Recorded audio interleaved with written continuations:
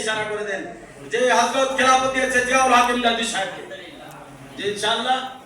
এরপরে আসেন পরপর হযরতে যাদেরকে খেলাফত দিয়েছেন নাম বলতেছি।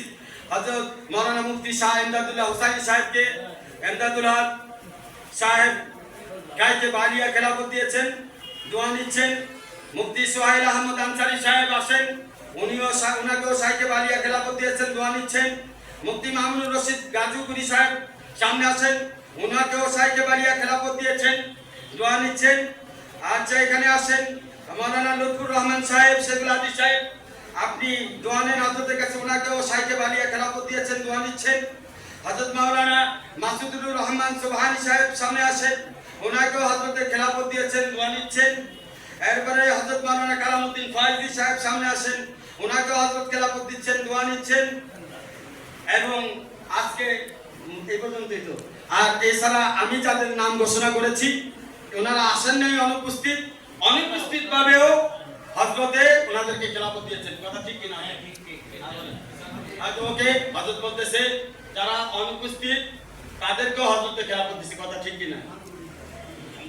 আলহামদুলিল্লাহ। এখন আপনাদের সামনে সবকগুলো আমি শোনাই দিচ্ছি।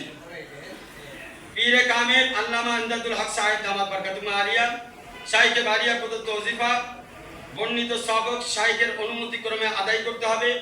12 তাসবিহ নিম্ন বর্ণিত 12 তাসবির আমল তাহাজ্জুদের পর লা ইলাহা ইল্লাল্লাহ 200 বার পড়বেন, ইল্লাল্লাহ 400 বার জিকির করবেন, আল্লাহ আল্লাহ 600 বার জিকির করবেন, আল্লাহ 100 বার জিকির করবেন।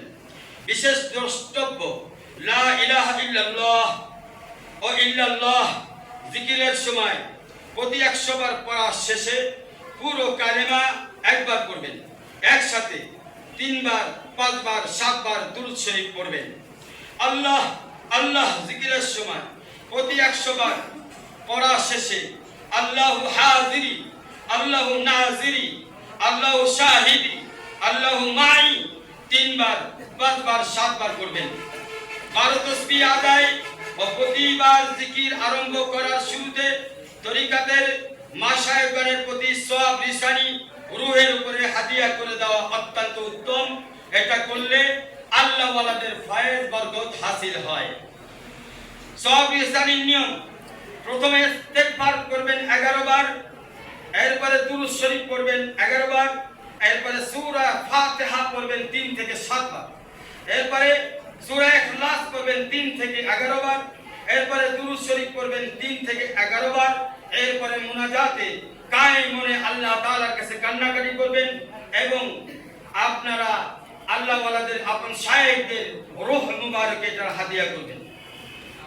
এরপরে সবক নম্বর 1 মনে রাখবেন, তাসবিহ ফাতিমি প্রত্যেকদিন প্রত্যেক ফরজ নামাজের পর পড়বেন সুবহানাল্লাহ 33 বার, আলহামদুলিল্লাহ 33 বার, আল্লাহু আকবার 34 বার।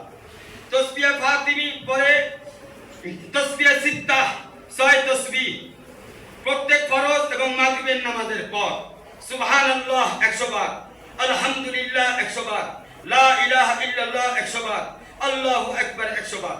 ইস্তিগফার করবেন আস্তাগফিরুল্লাহাল্লাযী, আমার সাথে পড়েন লা ইলাহা ইল্লা হুয়াল হাইয়ুল কাইয়্যুম ওয়া আতুবু ইলাইহি 100 বার পড়বেন।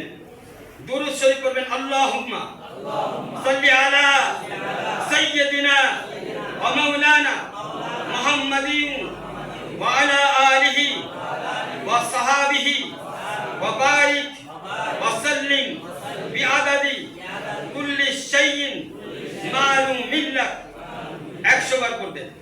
অথবা আল্লাহুম্মা বলেন সাল্লি আলা সাইয়্যিদিনা মাওলানা মুহাম্মদ ওয়া আলা আলি ওয়া আসহাবিহি ওয়া বারিক ওয়া সাল্লিম কামা তুহিব্বু ওয়া তারদা আদাদা মা তুহিব্বু ওয়া তারদা 100 বার পড়বেন। অতিরিক্ত আমল দিন ও রাতে যে কোনো সময় সুবহানাল্লাহি ওয়া বিহামদিহি সুবহানাল্লাহিল আযীম 100 বার পড়বেন। জিকির শুরু করার আগে ইয়া হাইয়্যু ইয়া কাইয়্যুম লা ইলাহা ইল্লা আনতা আসআলুকা আন قلبي بنور معرفتك أبدا يا الله يا الله يا الله তিনবার পাঁচবার সাতবার করবেন এরপরে আরেকটি দোয়া করবেন আল্লাহুম্মা তাহির কলবি আল্লাহুম্মা তাহির কলবি আন গায়রিকা নূর নূর কলবি বিনূরি মারিফাতিকা আবাদান আবাদা ইয়া আল্লাহ ইয়া আল্লাহ ইয়া আল্লাহ তিনবার পাঁচবার সাতবার করবেন দুরূদ শরীফের ইসমে জাতের জিকির করবেন আল্লাহ এই জিকিরটা বেশি বেশি করবেন দুরূদ শরীফের আমল অবসর সময়ে নিম্নরূপ ছোট ছোট দুরূদের সংখ্যায় যত বেশি পড়তে পারবেন ততই ভালো 1000 থেকে 10000 বার বা তদুর্ধ্ব দুরূদ শরীফ ছোট ছোট কিছু দুরূদ শরীফ হযরত শাইখে বালিয়া আমাদেরকে তালকিন করছেন সাল্লাল্লাহু আলা মুহাম্মদ ওয়া সাল্লাম সাল্লাল্লাহু আলা সাইয়্যিদিনা মুহাম্মদ সাল্লাম সাল্লাল্লাহু আলা সাইয়্যিদিনা ওয়া মাওলানা মুহাম্মদ ওয়া আলা আলিহি ওয়া সাহাবিহি ওয়া বারাক ওয়া সাল্লাম সাল্লাল্লাহু আলা মুহাম্মদ ওয়া আলা আলিহি ওয়া সাহাবিহি ওয়া সাল্লাম সাল্লাল্লাহু আলা মুহাম্মাদিন নবিয়্যিল উম্মি ওয়া আলা আলিহি ওয়া সাল্লিম তাসলিমান কাসীরা আল্লাহ তাআলা আমাদেরকে এই আমলগুলোর উপরে আমল করার তৌফিক দান করেন এরপরে শাইখে বাড়ি আপনাদের সামনে দামি আরো কিছু কথা বলবেন হযরত অসুস্থ